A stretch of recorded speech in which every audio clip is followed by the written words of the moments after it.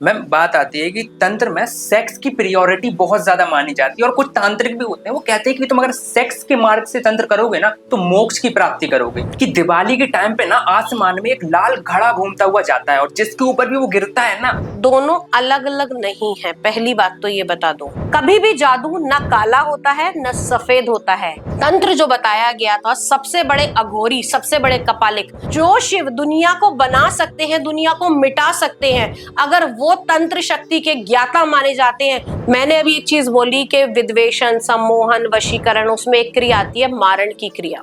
तंत्र, या मैं कहूं कि ये नेगेटिव एनर्जीज, ये भूत पिशाच इत्यादि, ये कैसे वातावरण में रहते हैं? मांस खाइए, सेक्स कीजिए, गलत रास्ते पर चलिए, मदिरा चढ़ाइए, किसी ग्रंथ में नहीं लिखा है।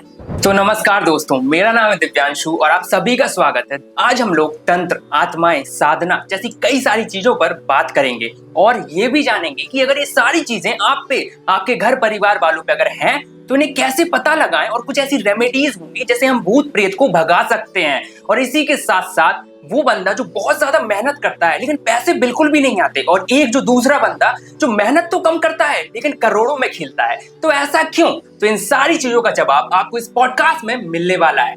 लेकिन उससे पहले एक शर्त है कि ये पॉडकास्ट आपको शुरू से लेके एंड तक पूरा देखना होगा। नमस्कार, मैं एस्ट्रोलॉजर वसुधा शर्मा कपूर। मैं करती हूँ astrology, tarot card reading, numerology, palmistry और साथ साथ करती हूँ आपके सिग्नेचर एनालिसिस और डिजाइनिंग।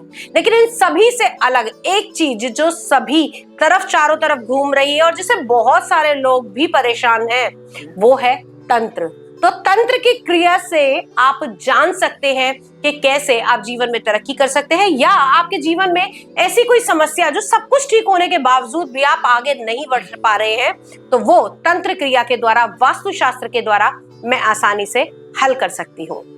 मैम बहुत बहुत स्वागत है आपका हमारे इस पॉडकास्ट चैनल पर। नमस्कार। तो मैम अभी हाल ही में ना एक चीज पता चली है मेरे को कि काला जादू और ब्लैक मैजिक दोनों अलग अलग चीजें हैं, ये कैसे? देखिए, काला जादू और ब्लैक मैजिक दोनों अलग अलग नहीं है, पहली बात तो ये बता दो। ब्लैक मैजिक इंग्लिश कन्वर्सेशन है और काला जादू हिंदी है। अच्छा। कभी भी जादू ना काला होता है न सफेद होता है। जादू करने की मंशा गलत होती है। जब वो गलत मंशा से कर दिया जाता है तब वो काला जादू हो जाता है। यानी कि किसी भी चीज को इस मंशा को लेकर कार्य सिद्ध करना या करवाना, अपने हित के लिए दूसरे को नुकसान पहुंचाना, दूसरे को हर्ट करना, दूसरे के लिए परेशानी पैदा करना, वो सब काले जादू से आसानी से किया जा सकता है। और मैं यहीं पर एक कॉन्सेप्ट आता है तंत्र का, तो तंत्र और काला जादू ये भी सेम है क्या? देखिए, तंत्र के नाम से ना लोगों ने एक ऐसा र्यूमर चारों तरफ फैला दिया है कि तंत्र तंत्र तंत्र। हमारे पास डेली की कॉल आती है जिसमें से 50 कॉल ऐसी होती है, मैडम हमारे ऊपर तो किसी ने काला जादू कर दिया, मैडम हमारे ऊपर तो किसी ने तंत्र कर दिया। क्या ये इतना आसान है? तंत्र वास्तव में योग, ध्यान, आपका मंत्र और यंत्र की शक्तियों से मिला हुआ एक समावेश है। तंत्र एक सिस्टम है। किसी भी काम को करने का तरीके को तंत्र बताया गया था। अगर आप साइंस की बुक पढ़िए, हिंदी की और इंग्लिश की, हिंदी की बुक में लिखा होता है तंत्रिका तंत्र, इंग्लिश की बुक में लिखा होता है नर्वस सिस्टम। तो the system which we are following, that is तंत्र। आप एक धूपबत्ती जला रहे हो, वो भी एक तंत्र है, वो भी एक तरीका है करने का। आप अब देखिए, यही मैं माँ काली को अगर दूध अर्पित करूंगी, ठीक है, तो आप कहेंगे कि माता की पूजा की जा रही है, माता का ध्यान किया जा रहा है। वहीं मैं अगर माँ काली को अगर रक्त चंदन दूंगी या फिर मैं तामसिक चीजें उनको अगर प्रस्तुत करूंगी, तो आप कहेंगे कि तो तंत्र कर रही है, पता नहीं क्या क्या चढ़ाती है। तो पूजा करने की विधियां अलग अलग है, लेकिन तंत्र इतनी डरावनी शक्ति नहीं है। तंत्र के अंदर लोग कहते हैं कि 6 क्रिया होती हैं: मारण, मोहन, विद्वेषण, सम्मोहन, वशीकरण, उच्चाटन। लेकिन मैं ये कहती हूं कि तंत्र में इससे अलग एक चीज और है, वो है मोक्ष। तंत्र जो बताया गया था, सबसे बड़े अघोरी, सबसे बड़े कपालिक भगवान शिव ने किया था। माँ काली को उन्होंने तंत्र सिखाया गया था, माँ काली को उनकी शक्तियां याद दिलाई थी। और अगर जो शिव दुनिया को बना सकते हैं, दुनिया को मिटा सकते हैं, अगर वो तंत्र शक्ति के ज्ञाता माने जाते हैं, तो क्या तंत्र इतना बुरा हो सकता है? नहीं। ये तो हम इंसानों ने उसको इतना गलत बता दिया। हर चीज के दो पहलू होते हैं, हर चीज के दो यूजेज होते हैं कि आप किसी की अच्छाई के लिए इस्तेमाल कर रहे हैं या किसी को मारने के लिए इस्तेमाल कर रहे हैं। एक विष सांप का जिसके काटने से व्यक्ति मर जाता है, लेकिन आपको पता होगा कि एंटीडोज भी उसी जहर से तैयार की जाती है। उसी चीज से उसे जगाया भी जा सकता है और उसी चीज से उसे मारा भी जा सकता है। तो भगवान ने, हमारी विद्याओं ने, हमारी सारी मैथोलॉजी की बुक्स के अंदर जो तंत्र की परिभाषा है वो कुछ और है। लेकिन आजकल जो परिभाषा कर दी है तंत्र की, वो भौतिक वर्ल्ड इतना खतरनाक हो गया है, लोग एक दूसरे से आगे बढ़ने की होड़ में लगे हुए हैं और उसमें आगे निकलने के चक्कर में उन्होंने इसका मिसयूज शुरू कर दिया है। मिसयूज कैसे शुरू करा? ठीक है, मेरा कोई जानने वाला, उसने बहुत तरक्की कर ली, मैंने नहीं करी, तो मुझे कुछ अब तो ऐसा करना पड़ेगा कि ये बंदा नीचे गिर जाए और मैं ऊपर उठ जाऊं। काला जादू ये अच्छा हो सकता है कि बुराई है ये? देखिए, मैंने पहले भी बोला कि जो गलत मंशा से किया गया वो सब गलत है। अच्छा, अगर आप किसी का अच्छा करने के लिए कर रहे हैं, अगर मुझसे कोई करवाता है तो मैं कभी किसी का गलत नहीं करती, लेकिन इन्हीं तंत्र क्रियाओं से उसका तंत्र तोड़ भी देती हूँ और उसको ठीक भी कर देती हूँ। तो वो जो क्रियाएं होती हैं वो अच्छे के लिए होती हैं। ये आपके ऊपर डिपेंड करता है कि आप किस चीज का किस तरीके से इस्तेमाल कर रहे हैं। मैं अभी नई चीज पता चली है कि दिवाली के टाइम पे ना आसमान में एक लाल घड़ा घूमता हुआ जाता है और जिसके ऊपर भी वो गिरता है ना उसकी मौत हो जाती है। ये क्या है? देखिए, मैं एक बात बताऊं, अगर हम जाए ना इन्हीं तंत्र की विद्याओं में तो ये बहुत गूढ़ ज्ञान है। अच्छा। जिसे आप घड़ा बोल रहे हैं, मैंने अभी एक चीज बोली कि विद्वेषण, सम्मोहन, वशीकरण, उसमें एक क्रिया आती है मारण की क्रिया। अच्छा। जिसमें चौकी बिठाई जाती है और उस चौकी में जिस व्यक्ति के नाम पर वो मारण क्रिया की जाती है उसके नाम का घड़ा, हंडिया, ये सब भेजी जाती है। आजकल के दौरान तो वो बहुत कम हो गया है, पहले बहुत ज्यादा हुआ करता था। तो उसमें एक पर्टिकुलर टाइम होता था कि 24 घंटे में, 48 घंटे में, 36 घंटे के अंदर जिसके नाम की वो घड़ा या चौकी रखी जाती थी उस व्यक्ति की मृत्यु हो जाती थी। वैसा आज भी हो सकता है अगर कोई करने वाला होगा तो। और मैम, अगर जिसके नाम का वो घड़ा बन गया है, सपोज वो उस पे नहीं गिरा या फेल हो गया वो, तो क्या जो करेगा उसकी मौत हो जाएगी? देखिए, पहली बात तो मैं बता दूं कि ये सब क्रिया करने वाले इतनी आसानी से मिलते नहीं है। अच्छा। क्योंकि ये सब क्रिया कौन करेगा? अघोरी। अघोर में कोई कब जाएगा? जब वो सबसे विरक्त हो जाएगा। ठीक है, अगर कोई पैसे के लिए कर रहा है या करवा रहा है इस क्रिया को तो डेफिनेटली उसका अपना स्वार्थ है। तो अगर कुछ ऐसा होता है तो वो वापस भी चला जाता है। 3 बार उसकी मियाद होती है, 3 बार वो घूमता है। अगर 3 बार में वो नहीं होता तो वो वापस उसी व्यक्ति के पास चला जाता है और उससे हार्म भी होते हैं। अच्छा जी। तो मैम, अभी मैंने सुना है कि अगर घर का वास्तु खराब है तो उसके चक्कर में नेगेटिव एनर्जीज या आत्माएं हमारे घर में प्रवेश कर जाती हैं और हम पे बहुत बुरा असर करती हैं। तो ये सच है क्या? पता है, आज अगर मैं कहीं जाती भी हूँ, आपने मेरा पोर्टफोलियो भी देखा कि मैं एक एस्ट्रोलॉजर हूँ, टैरो कार्ड रीडर हूँ, न्यूमरोलॉजिस्ट हूँ, तो मेरी भी छवि कहीं ना कहीं लोगों ने ना तंत्र से जोड़कर ऐसी बना दी है। लेकिन वास्तव में अगर हम जाएं तो इन सभी चीजों के अंदर ही ये पता लगता है कि कब आपके ऊपर तंत्र होगा। अच्छा। किस घर के अंदर तंत्र हो सकता है। क्योंकि देखिए, तंत्र या मैं कहूँ कि ये नेगेटिव एनर्जीज, ये भूत, पिशाच इत्यादि, ये कैसे वातावरण में रहते हैं? नेगेटिव। तो जब जहां पर चीजें सही सिस्टमेटिकली नहीं होंगी, अच्छा, जहां पंचभूत यानी कि हमारे अग्नि, जल, वायु, पृथ्वी, भूमि, जब इन सब का समावेश जिस स्थान पे प्रॉपर नहीं होगा वहां वास्तु खराब होगा। जहां दिशाएं अलग अलग तरीके से होंगी, सपोज में आपके घर के अंदर एक पूजा का स्थान है जो हमारे वास्तु के अकॉर्डिंग बताया गया है कि नॉर्थ ईस्ट में पूजा का सबसे बेस्ट स्थान होता है। अच्छा, राइट। अगर उसी जगह कोई अपना टॉयलेट बनाएगा, देवताओं के स्थान पर अगर कोई टॉयलेट बनाएगा तो क्या उसके ग्रह ठीक चलेंगे या उसके घर के अंदर शांति रहेगी? कभी नहीं रहेगी।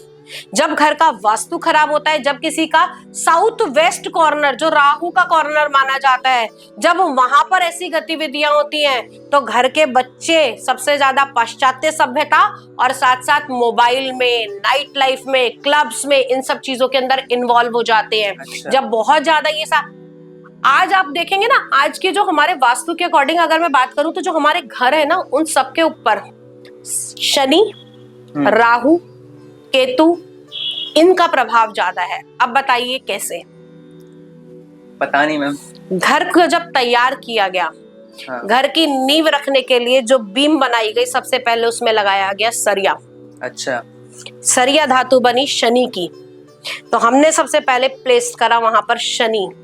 घर को बड़ा खूबसूरत दिखाने के लिए सबसे ज्यादा लगा दिया उसके अंदर शीशे, एक्टिव कर दिया राहु को, हर चीज दुगनी दिखाई देने लगी।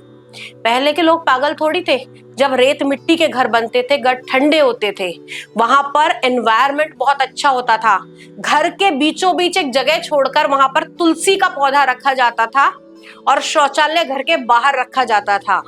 यानी कि अगर मैं बात करूं तो राहु को हमने घर के बाहर कर दिया, ठीक है। तुलसी ब्रह्म स्थान में रखी, जो हमारे घर का एनर्जी पॉइंट है, वहां हमने तुलसी रखी, घर का वातावरण अपने आप ठीक हो गया।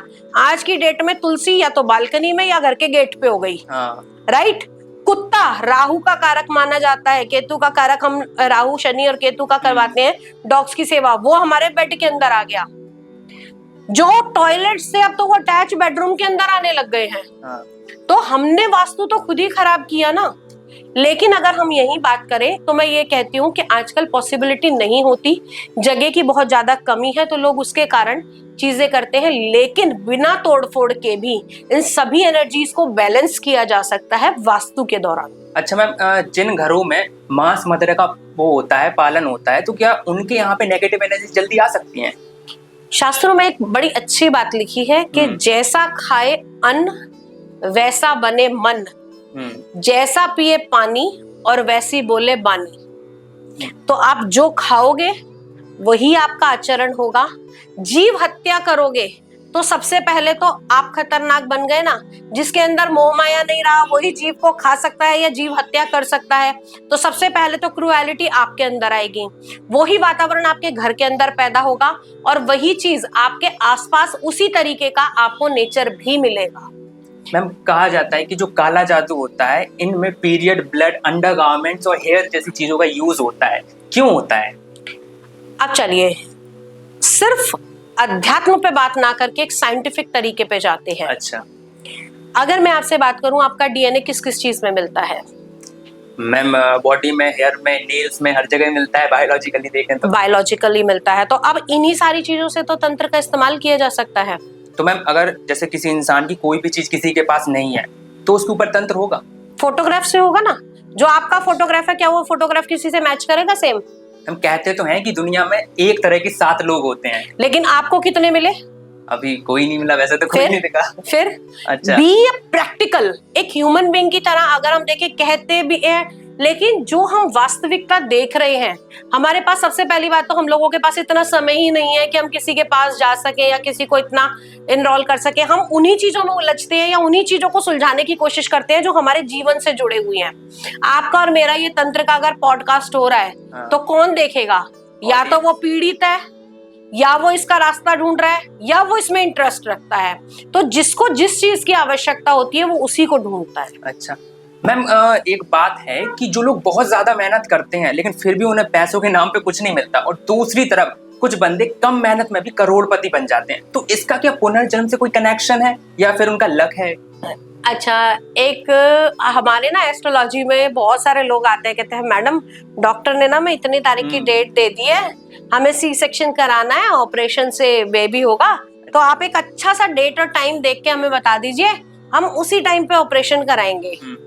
ये इंसिडेंस ना एक बार बल्कि मेरे साथ ऐसा बहुत बार हुआ है। बताइए मैम।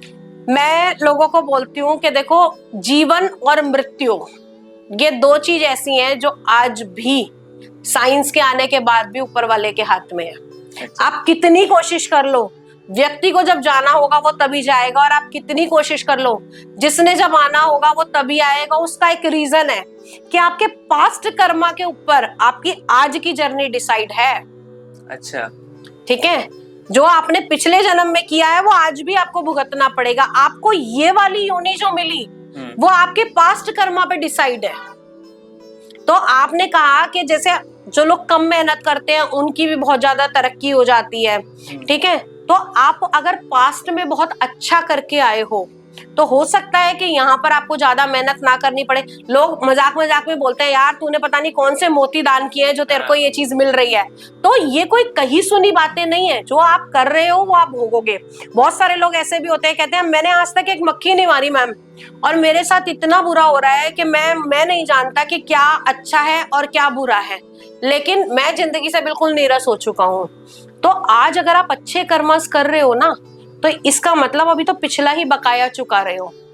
अच्छा। एक बड़े ही पहुंचे हुए संत हैं, मैं उनको बहुत मानती हूँ, प्रेमानंद जी महाराज। हाँ।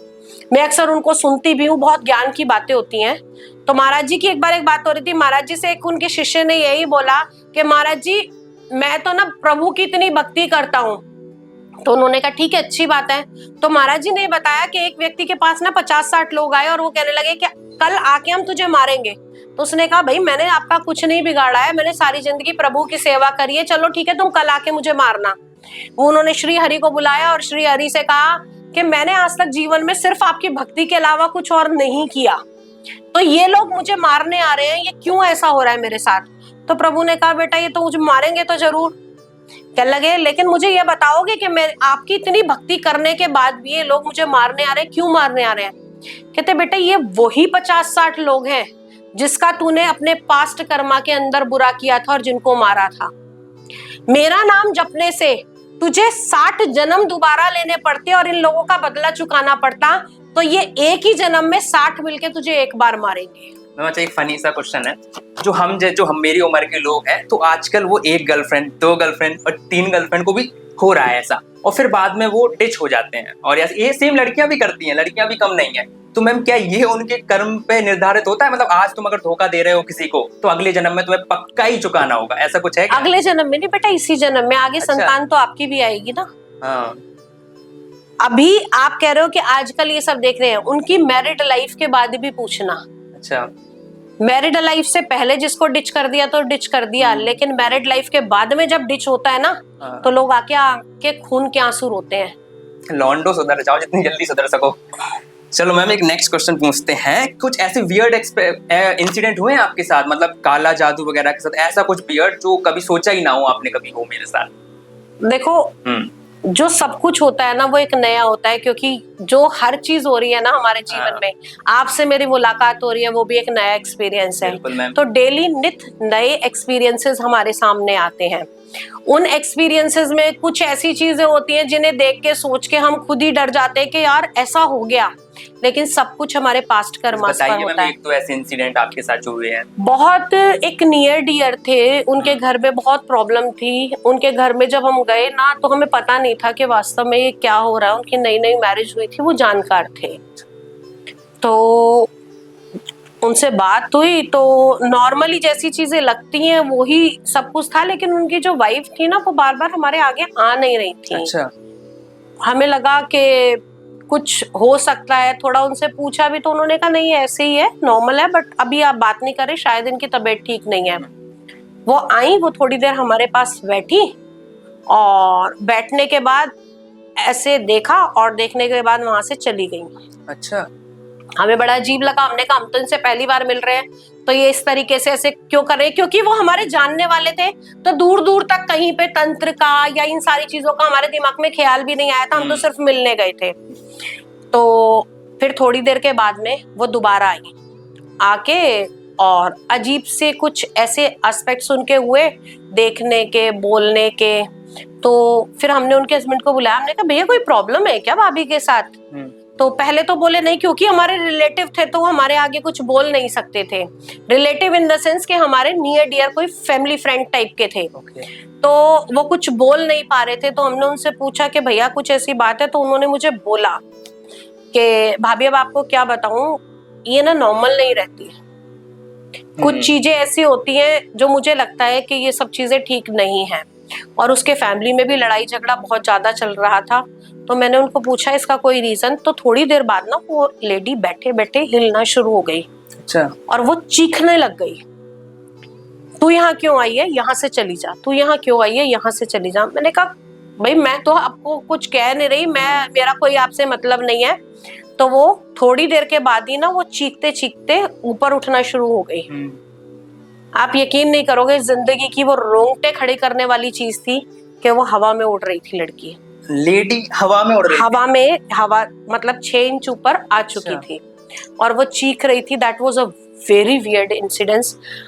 रोंगटे खड़े हो गए थे। सच बताऊं, कोई कितना भी धुरंधर बन ले, जब ये चीजें सामने आती हैं तो पता लगता है कि क्या होती हैं। फिर उससे बात करी, उसने कहा कि यहाँ से चले जाओ, जो इन्होंने किया वो इनको भुगतना पड़ेगा। ये पास्ट लाइफ से कनेक्ट था कि इसी लाइफ? अभी बता रही हूँ, इंसिडेंट्स आगे सुनो। मैंने उनको पूछा, मैंने कहा भैया कुछ हो गया क्या? नहीं नहीं भाभी, छोड़ो छोड़ो छोड़ो, कुछ नहीं है, ये ऐसे ही ड्रामे चलते रहते हैं। मैंने कहा नहीं। कहती है अब जब बात छेड़ी है ना तो पूरी सुन के जा, अगर कुछ कर सकती हो तो करियो। बस इतना कह के शी स्टार्ट क्राइंग। मैंने कहा क्या हुआ है, आप मुझे बताइए कि ऐसी क्या प्रॉब्लम चल रही है। तो उन्होंने मुझे बोला कि इससे पूछ फार्म हाउस में क्या हुआ था। अच्छा। बस वो लड़का एकदम उठ के खड़ा हो गया। कहती इतनी जल्दी भूल गया मुझे? वो लेडी बोली, मैंने बोला, मैंने कहा भाभी, मैंने आंटी की तरफ इशारा करा, मैंने कहा क्या हुआ क्या हुआ? कहते पता नहीं पता नहीं।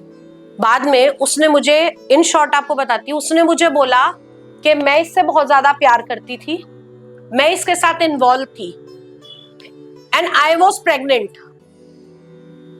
इसने मुझे अपने फार्म हाउस पे बुलाया, इसने मुझे वहां पर मेरे साथ गलत काम किया और आज भी मुझे शांति नहीं मिली है। मैंने मतलब कुछ ऐसा किया कि शी इज नो मोर। तो मैम ऐसे भी करते हैं? उसकी ही जो सोल थी वो उसे इफेक्ट कर रही थी और उसका घर नहीं बसने दे रही थी। तो मैम जो अभी मैंने बात की थी ना, 2-2 4-4 लड़कियां चढ़ा रहे हैं, तो वो कहीं ना कहीं उससे रिलेट भुगतना पड़ता है, डेफिनेटली भुगतना पड़ता है, क्योंकि आप जिसके साथ गलत कर रहे हो वो भी किसी का बच्चा है, किसी की बहन है, किसी का भाई है।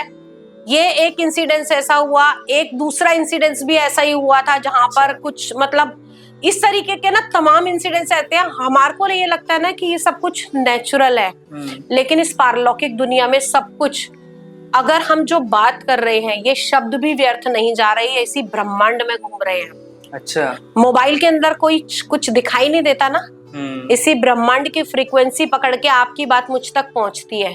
तो क्या वो प्योर सोल जिसने इतना प्यार किया, इतने तरीके से रही, क्या वो इतनी जल्दी छोड़कर चली जाएगी? बिल्कुल नहीं जाएगी। जीवित लोग अगर अपना बदला नहीं छोड़ते तो मरने वाले कैसे छोड़ेंगे?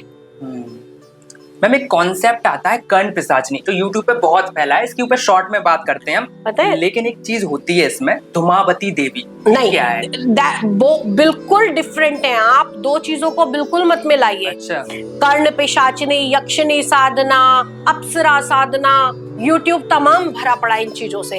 अगर देखें लोग उठाते हैं कॉपी, अच्छा अप्सरा साधना कर लो। आजकल की यूथ जनरेशन बड़ी सारी ऐसी साधनाएं करती है जिनसे वो अपने सेल्फ सेटिस्फेक्शन के लिए चीजें करती है, लेकिन अंत बहुत बुरा होता है। जब यही चीजें उनको खाना शुरू कर देती है ना, अंदर से खत्म करना शुरू करती है, तब वो भागते हैं कि कोई अब इनको हटा दे। तो ये चीजें तो पहली बात बिल्कुल नहीं करनी चाहिए।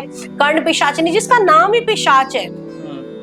आप एक बात बताइए ना, जिसका नाम, कहते हैं ना कैसे भूत पिशाचों की तरह खा रहा है, कैसे भूत पिशाचों की तरह व्यवहार कर रहा है, तो इनके पास एक, अगर हम कहें कि एक व्यवस्था, एक तरीका, एक अच्छी आत्मिक संतुलन, वो सब चीजें नहीं होती हैं। अच्छा। आप जिस चीज को सिद्ध भी कर रहे हो ना, वो आज नहीं तो कल, कल नहीं तो परसों आपको नुकसान देगी, क्योंकि हर चीज की ना अपनी एक डिमांड होती है। आज मैं और आप पॉडकास्ट कर रहे हैं ना, तो हमारे को भी इससे कुछ ना कुछ आवश्यकता होगी, चाहे हमारी बात यूथ तक पहुंचे, चाहे इसके व्यू अच्छे जाएं, व्हाटएवर इट इज।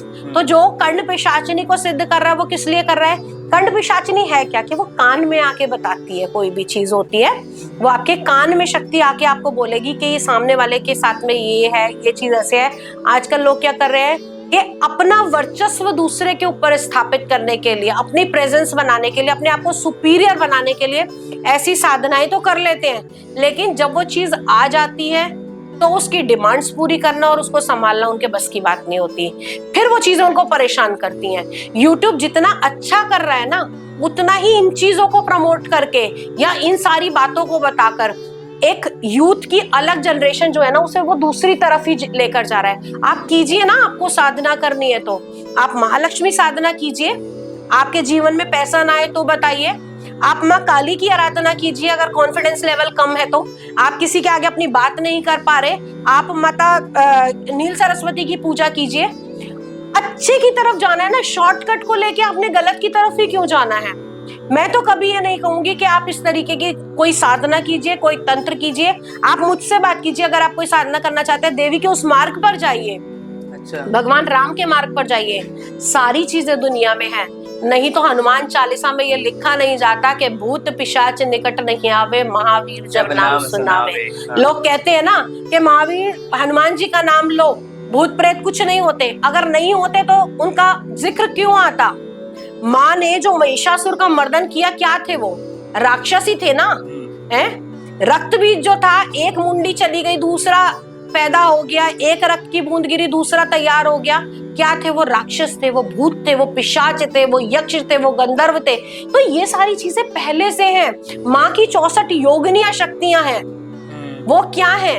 अगर आप माँ के एक रूप की पूजा करें, जिसे हम नील सरस्वती रूप भी बोलते हैं, माँ मातंगी भी बोलते हैं, उनकी जो पूजा करती हैं वो चंडालिनियां करती हैं। तो हर चीज इस ब्रह्मांड में है। यहाँ पे एक चीज आती है कि चंडालिनी और पिशाचिनी, ये अलग अलग है कि एक ही है? देखिए, सब अलग अलग योनियां हैं, सब अलग अलग शक्तियां हैं।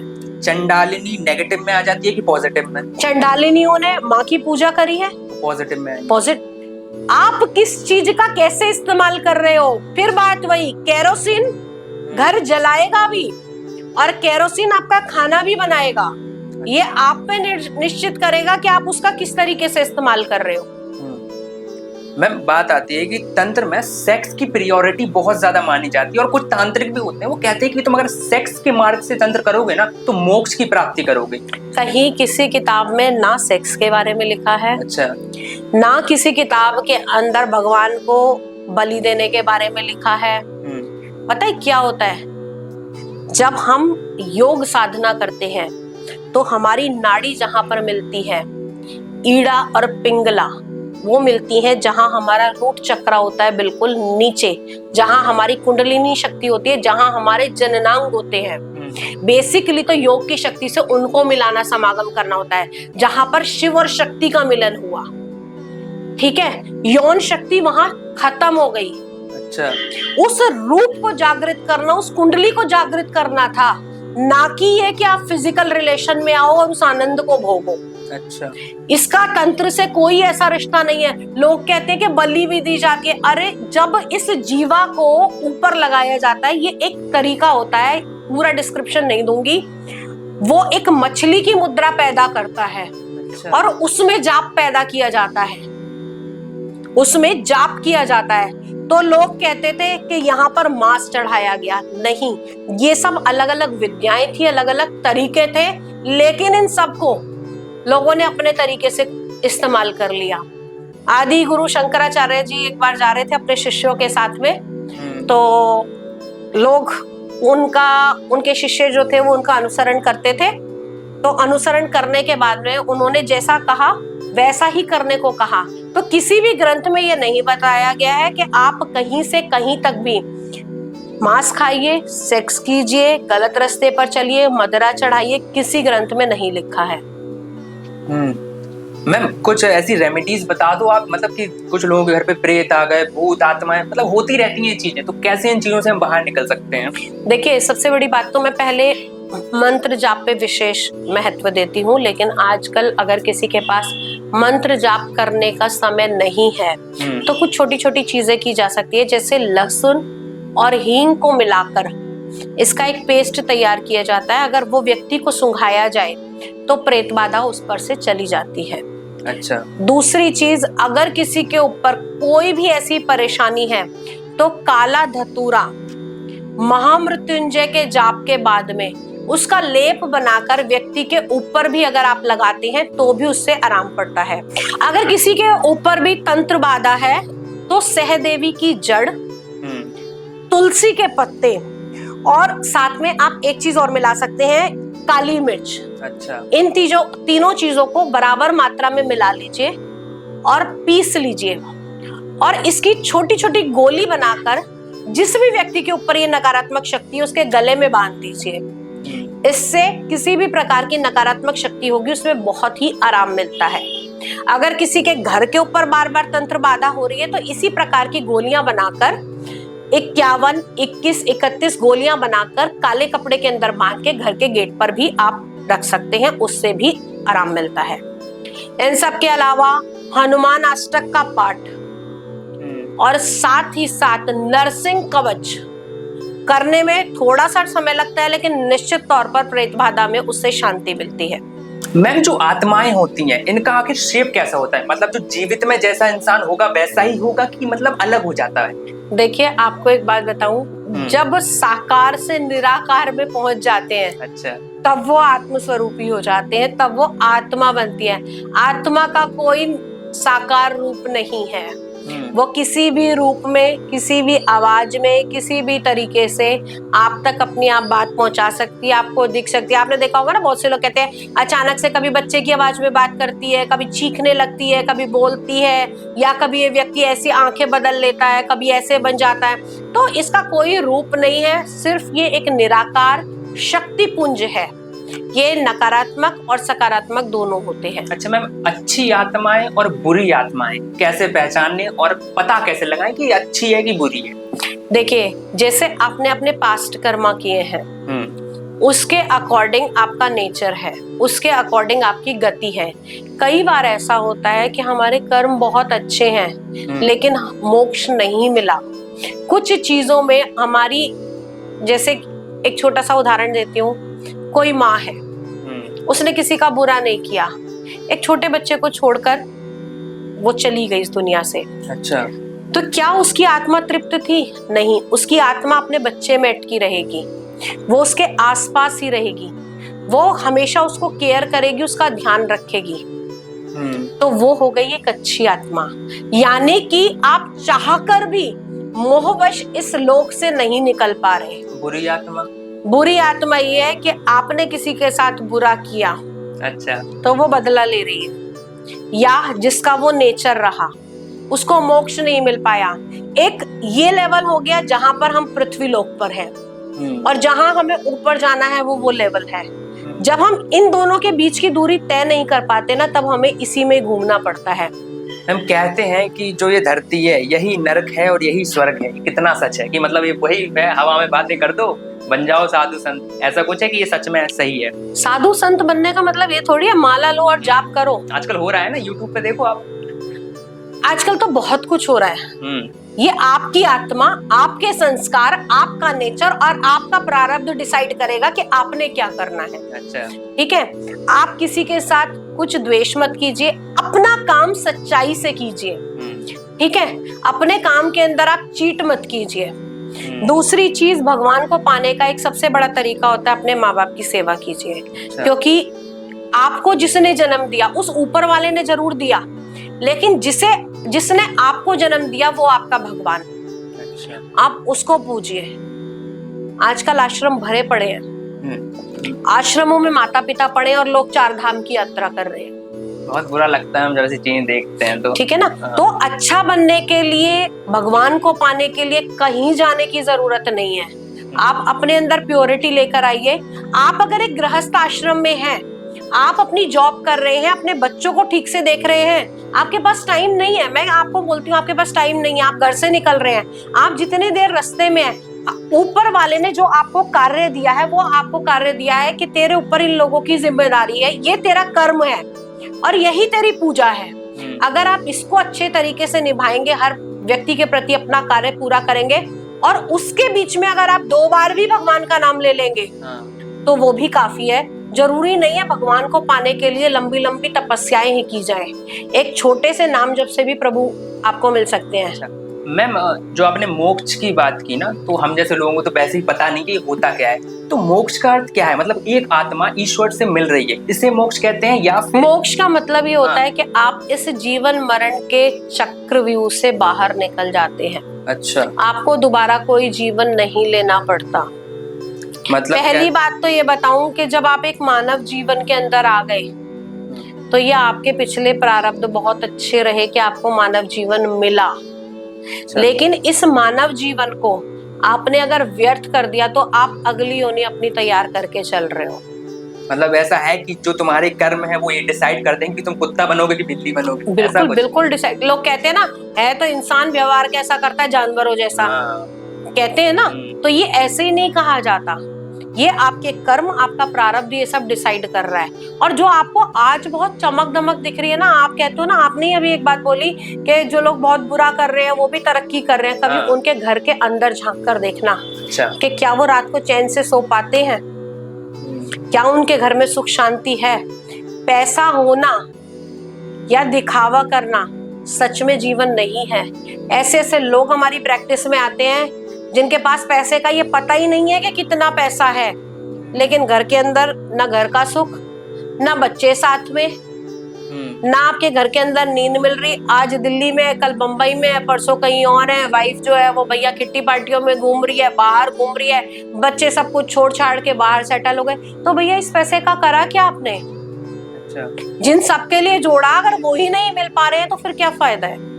मैम, कहा जाता है कि किसी इंसान को कोई भूत एंड ऑल दिखते हैं तो उनके चारों तरफ एक हवा होती है। मतलब अगर कोई नेगेटिव एनर्जी है तो तुम्हें ठंड लगेगी, अगर कोई पॉजिटिव एनर्जी है तो तुम्हें गर्मी लगेगी। ये क्या है?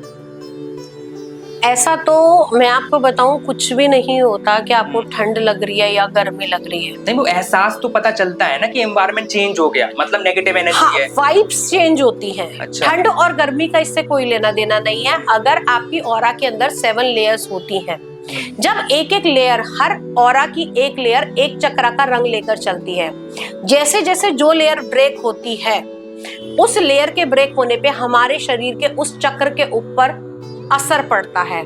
जैसे कुछ लोग 1 सेकंड के अंदर आपके मन को प्रभावित कर देते हैं, राइट? तो सीधा चक्र आपके हार्ट चक्र की लेयर को ब्रेक किया और आपके मन पर उस व्यक्ति का प्रभाव हो गया। अच्छा। कुछ लोग ऐसे होते हैं, ना चाह कर भी आपके दिमाग में चाहे नेगेटिव चाहे पॉजिटिव एक छाप छोड़ जाते हैं। कहते हैं ना, यार ये तो बड़ा वियर्ड सीन था लाइफ का, मैं उसे तो कभी भूल ही नहीं सकता। तो वो एक अलग छाप होती है जब हमारे सर के चक्र, यानी कि हमारे जो सहस्त्रार चक्र होता है, हमारा क्राउन चक्र जो होता है, उसके ऊपर जब फर्क पड़ता है।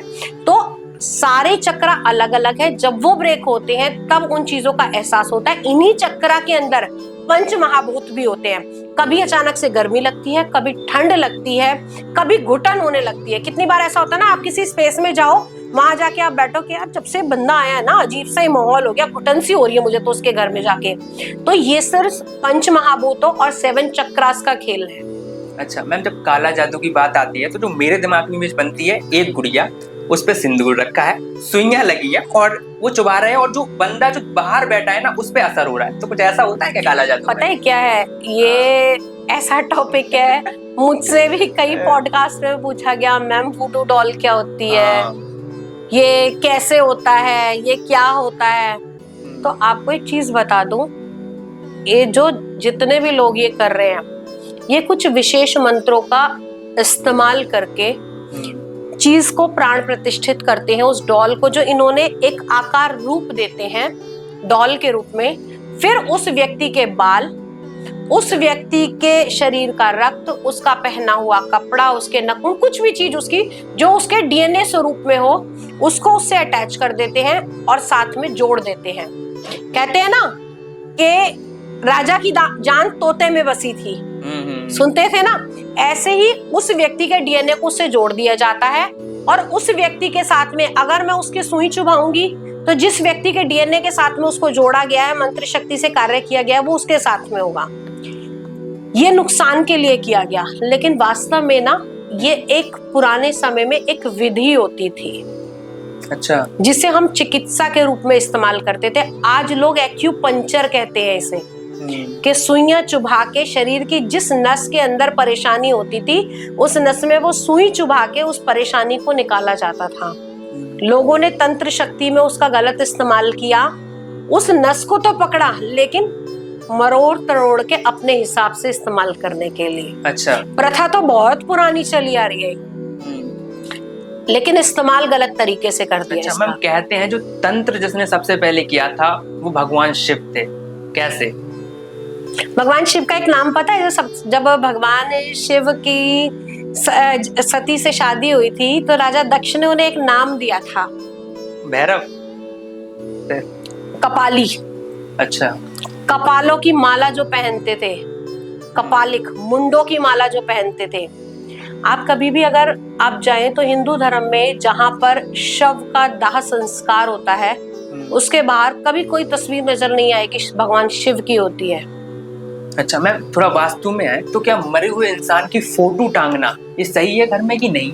नहीं, जो इस दुनिया से चला गया उसकी फोटो आपको ज्यादा नहीं टांगनी चाहिए। लोग उनकी पूजा करते हैं, आप चाहकर भी उनको उस लोक में लीन नहीं होने दे रहे अपने पास। मैं आपको एक बार 10 बार मिस कॉल मारूंगी, आप एक बार तो मुझे रिकॉल करोगे ही करोगे।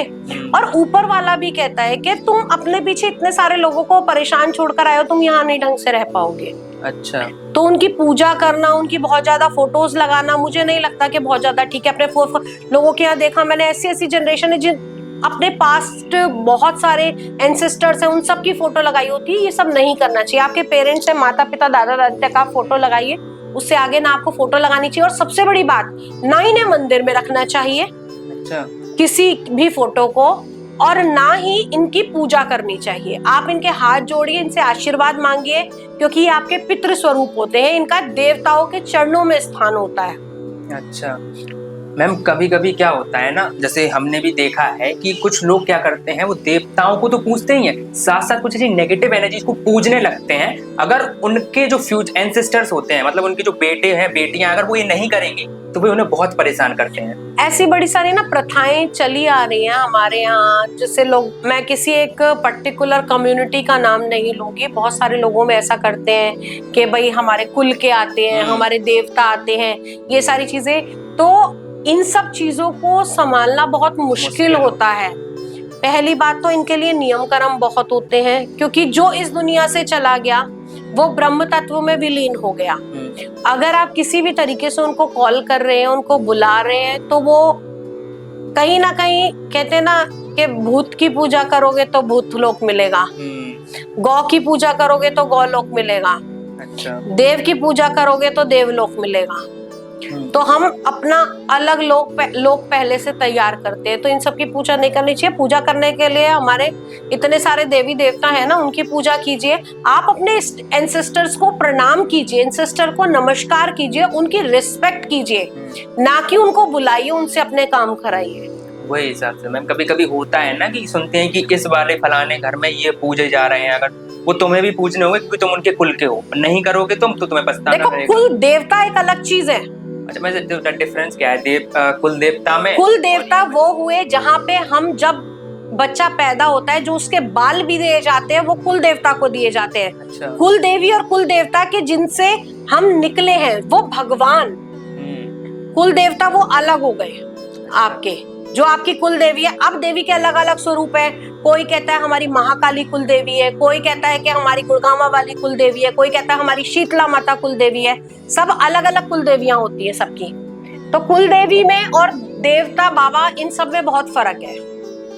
अच्छा मैम, कुछ ऐसा हॉरर इंसिडेंट हुआ आपके साथ जो रोंगटे ही खड़े कर दे? मतलब देखिए, डे बाय डे की प्रैक्टिस में बहुत कुछ ऐसा होता है कि जहाँ पर चीजें ऐसी होती हैं। एक इंसिडेंस ऐसा हुआ था, किसी की एक छोटी सी बच्ची थी।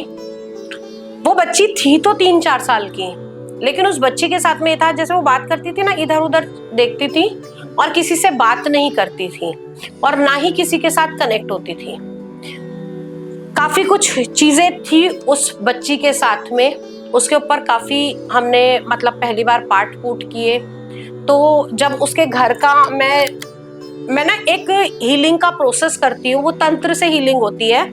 उस तंत्र से हीलिंग में मैं घर को भी हील करती हूँ और साथ साथ में व्यक्ति को भी हील करती हूँ। कैसे होती है, मतलब कुछ उसका एक अलग प्रोसेस होता है, उसके तरीके अलग होते हैं जो हीलिंग की जाती है। उसके लिए कोई जाति, कोई धर्म, कोई व्यक्ति की आवश्यकता नहीं है। ये हीलिंग के कोर्स में सिखाती भी हूँ। अच्छा। तो जब हमने उसका वो हीलिंग का कोर्स किया, तो हमने पहली बार उसका ये किया था सेशन लड़की का। तो कुछ नहीं हुआ, वो करके घर चली गई। छोटी बच्ची थी। 2 दिन के बाद मैं उनके घर का कार्य करके आई। उनके घर को मैंने हील किया और मैंने उनको बताया उनके घर पे काफी सारे वास्तु की भी प्रॉब्लम थी। वो सब करा। मैंने कहा vastu that is a different thing, अभी आप थोड़े टाइम बात कराना, अभी मैं खाली हीलिंग करके जा रही हूँ। जो नेगेटिव एनर्जी है उसको सबको हटा के जा रही हूँ। तो वो वहां से हटा के गई। मैं वहां से वापस आ गई। उस बच्ची ने अपने फादर से अचानक जाके कहा, पापा माई आई। उनको बड़ा शौक लगा कि ये बच्चा कभी कुछ बोलता नहीं था। उन्होंने कहा, कौन माई आई? पापा गप्पे काली माई आई। अच्छा। उस बच्ची को मतलब वहां पे वो हीलिंग करने के बाद माँ काली का पहरा उनके घर में हो गया। वो लड़की ठीक हो गई, वो बच्ची बिल्कुल ठीक है, नॉर्मल है। और काफी सारी उसकी लाइफ की ऐसी पर्सनल चीजें हैं जो मैं आपके सामने नहीं यहाँ पर सोशल मीडिया पे कर सकती, क्योंकि देखिए हमारे साथ भी ना बहुत सारी चीजें ऐसी होती है कि लोग कभी भी अपनी आइडेंटिटी और अपनी प्रॉब्लम किसी के साथ डिस्कस नहीं करना चाहते हैं। वास्तव में तो जिसके साथ ये बीत रही होती है वो उसको खुद ही पता होता है कि वो किस चीज से निकल रहा है। अच्छा मैम, आजकल लोग ऐसे ही ना, ये इसी पे, सॉरी आपको इंटरप्ट कर रही हूँ, इसी पे ही मैं जब ये हीलिंग का एक कोर्स करा रही थी तो ये ऑनलाइन कोर्स चल रहा था मेरा। अच्छा। तो जब ऑनलाइन कोर्स करा रही थी तो उस ऑनलाइन कोर्स के दौरान ना अचानक से बैठे बैठे मैंने बोला कि यहाँ पर ना जो कोर्स चल रहा है इसमें से ये बताओ कि किसी के घर में ना कोई अभी बेड रिटर्न है जहाँ ये कोर्स चल रहा है। तो अब कोर्स के अंदर उस समय 45 के आसपास लोगों ने एनरोल कर रखा था। मैंने कहा अभी बेड पे किसके ऐसा है कि किसी के घर में कोई व्यक्ति बेड पर है और मुझे उससे बात करनी है, उसकी जो मतलब प्रॉब्लम है वो मुझ तक आ गई है। तो वहां पर एक लड़की थी, उसने बोला कि मैम मुझे बात करनी है। अच्छा। मैंने उसको बोला बेटा आपके घर में है? कहती है हाँ मैम, बट मैं अभी यहाँ क्लास में किसी के सामने डिस्कस नहीं करूंगी, आई विल टॉक लेटर। उस लड़की ने क्लास के बाद में मुझसे बात करी। मैंने उसको बोला, मैंने कहा बेटा आपके घर में नेगेटिव एनर्जी है। कहती है मैम आपको कैसे पता? मैंने कहा जो आपके यहाँ सोल थी ना, जब मैं बात कर रही थी आपसे वीडियो कॉल पे तो वो सोल मुझे वहां से पास ऑन होती हुई और वो चीजें मुझे महसूस हुई। तो शी स्टार्ट क्राइंग। कहती है मैम बहुत बुरा हुआ है हमारे साथ। मैंने कहा क्या हुआ बेटा? कहती है जो वो बेड पर है वो मेरे फादर है। अच्छा। मैंने कहा फिर? कहती है मैम आज से 3 साल पहले हमारे घर में किसी ने ऐसा कुछ करा था कि मैं बाहर पढ़ रही थी, मुझे अचानक से घर बुलाया गया कि तू इमीडिएटली घर पर आ जा। मैं घर आई, मुझे कुछ नहीं पता था। मेरी मदर की बहुत बुरी हालत थी, वो खून की उल्टियां कर रही थी और विद इन 3 डेज उनकी डेथ हो गई थी। अच्छा। कह रही हम इससे बाहर ही नहीं निकल पाए थे। मैं वहीं पर थी कि विद इन, वो लड़की डॉक्टर की पढ़ाई करने के लिए बाहर गई हुई थी कोटा। कह रही मैं अभी वहीं पर थी क्योंकि मैं उन सबसे बाहर नहीं निकल पा रही थी। मेरी मदर मेरे साथ बहुत अटैच थी कि एक रात को मेरे जवान भाई का एक्सीडेंट हो गया और वो भी चला गया दुनिया से। वो लड़की बस रोए जा रही थी और मुझे बताए जा रही थी। फिर उसके ना फादर ने कुछ इशारा करा, ऐसे करके वो बोल नहीं पा रहे थे, बेड पे थे वो, तो उन्होंने इशारा करा कि आप मतलब इधर दिखाओ। फिर मैंने ना उनकी तरफ देखा कैमरे से, मैंने कहा ये कुछ कहना चाहते हैं, दिखाओ। फिर मैंने उनसे बात करी कैमरे पे देखकर, कुछ चीजें उन्होंने मुझे समझाने की कोशिश करी। मैंने उनको बोला कि बेटा मैं ना हीलिंग भी करूंगी और साथ साथ इनकी आकाशिक रीडिंग भी करूंगी कि क्या प्रॉब्लम आ रही है। वो रीडिंग करी तो पता लगा कि उन्हीं के किसी जानने वाले ने उनके घर पे ऐसा करा था कि इनका घर की वंशवेल जो है वो खत्म हो जाए हमेशा के लिए। अच्छा। वो अकेली लड़की और उसके बेड पे फादर, वो बचे थे। तो उसने कहा मैम कुछ भी करो, मैं लाइफ में बहुत कुछ खो चुकी हूँ, मैं अपने फादर को नहीं खोना चाहती। फिर उनकी हीलिंग की, उनकी कुछ क्रियाएं करी, काफी चीजों को ठीक करा। अभी बिल्कुल ठीक तो नहीं है, लेकिन हाँ इस लेवल पर आ गए हैं कि वो अपनी मूवमेंट खुद कर लेते हैं, अपनी बातें कर पाते हैं, समझा पाते हैं। और पहले से अगर हम बात करें तो उनमें 75% के जो चेंजेस हैं वो देखने को मिले। अच्छा मैम, कहते हैं कि जब इंसान वास्तु करता है ना तो उसमें आपकी डेट ऑफ बर्थ, टाइम और जगह का यूज होता है, लेकिन जो टैरोट कार्ड रीडिंग होती है उसमें ये सारी चीजें को यूज ही नहीं होता और फिर भी एक एक्यूरेट डिसीजन मिलता है। तो ये कैसे होता है? देखो जब टैरोट कार्ड किया जाता है ना, तो टैरोट कार्ड पढ़ने के साथ साथ आपको सुपर नेचुरल पावर से कनेक्ट होना पड़ता है। अच्छा। टैरोट कार्ड करने के लिए भी पहले 40 दिन की साधना कराई जाती है, 40 दिन का मेडिटेशन कराया जाता है, सोल को प्योर किया जाता है ताकि वो सुपर नेचुरल पावर से कनेक्ट हो सके। सॉरी बीच में कट कर रहा हूँ। तो जो ये साधना जिसकी होती है वो कोई देवी होती है या फिर केवल मेडिटेशन ही होता है? Super natural power. मतलब ये पहले इसका थोड़ा एलैबोरेट कर दो, सुपर नेचुरल पावर में और किसी देवी की साधना में, इन दोनों में डिफरेंस क्या है? आप मुझे एक बात बताइए, जो एक शक्ति है, मैंने उसको जिस रूप में देखा वो देवी या देवता बन गया। अच्छा। अब मैं एक पावर को देख रही हूँ, मेरी आस्था भगवान शिव में हो रही है, तो मैं कहूंगी कि मेरे लिए तो शिव ही सब कुछ है। आप देखोगे, आप शक्ति को देखोगे कि माँ पार्वती सब कुछ है, माँ काली सब कुछ है। जो कृष्ण जी के भक्त हैं वो कहते हैं कि हमारे कृष्ण जी से बढ़कर ही कुछ नहीं है। तो अगर मैं सबका समावेश मानूं तो है तो एक ही शक्ति ना। हम लोग नाम अलग अलग दे सकते हैं, लेकिन सुपर नेचुरल पावर, वो ऊपर वाले की शक्ति सिर्फ एक ही है। हमने ये डिसाइड करा कि मैं किस रूप की पूजा कर रहा हूँ, लेकिन भगवान ने ये डिसाइड करा कि इसको क्या चाहिए तो मुझे क्या दिखाना है। मैम कहते हैं कि जो अनंत शिव है, क्या उन्हें हम सुपर नेचुरल पावर में कंसीडर कर सकते हैं? बिल्कुल कर सकते हैं। अनंत, जिसका कोई अंत ही नहीं है। ठीक है, शिव और शक्ति एक ही है। जब स्त्री रूपी ई उसमें से हट जाती है तब शिव भी शव के रूप में हो जाते हैं। मैम ये थोड़ा एक आयरनी है कि मतलब एक तरफ देखो ना शिव शक्ति साथ में आ रहे हो, दूसरी तरफ अगर हम कॉमन जेंडर को देखते हैं, जैसे हम किन्नर कहते हैं, उन्हें देख के लोगों को घृणा होने लगती है, भाग जाते हैं। मेरे को खुद डर लगता है उनसे। तो ऐसा क्यों? ऐसा कुछ भी नहीं है। जब भगवान ने अर्धनारीश्वर का रूप रखा था तब वो यही शक्ति थी। फिर भी आज लोग उन्हें, और श्री कृष्ण की अगर हम गीता पढ़े तो अर्जुन को एक श्राप से मुक्ति पाने के लिए भी ब्रहण लला बनना पड़ा था। अच्छा, ये भी तो ये घृणा की चीज नहीं है, ये उस दैविक शक्ति का एक रूप है। लेकिन आजकल ट्रेंड इतना बेकार सा हो गया, लोगों ने ना इसका नाजायज फायदा उठा लिया है। अच्छा। अब इसमें सच्चाई और झूठ कुछ पता ही नहीं चल पाता। कुछ लोग तो वास्तव में इस जेंडर के होते हैं और कुछ लोग सिर्फ पैसा कमाने के लिए बन जाते हैं। तो कहते हैं ना, एक मछली पूरे तालाब को गंदा कर देती है, तो लोगों का इसलिए विश्वास इनके ऊपर से हटता जा रहा है। अब है क्या, जो वो इस चीज में नहीं है ना, और अगर आप मतलब उनको कुछ बोलोगे, उनको कुछ नहीं दोगे या कुछ भी उनके साथ ऐसा कहोगे कि चला जा, तो वो क्या करते हैं, बद्दुआ देते हैं। तो व्यक्ति उन बद्दुआओं से बचने के लिए, डरने के लिए इन लोगों से थोड़ा घबरा जाते हैं कि यार इनकी बद्दुआएं बहुत होती है। लेकिन जो जेन्युइन होगा वो कभी भी कुछ गलत नहीं करेगा।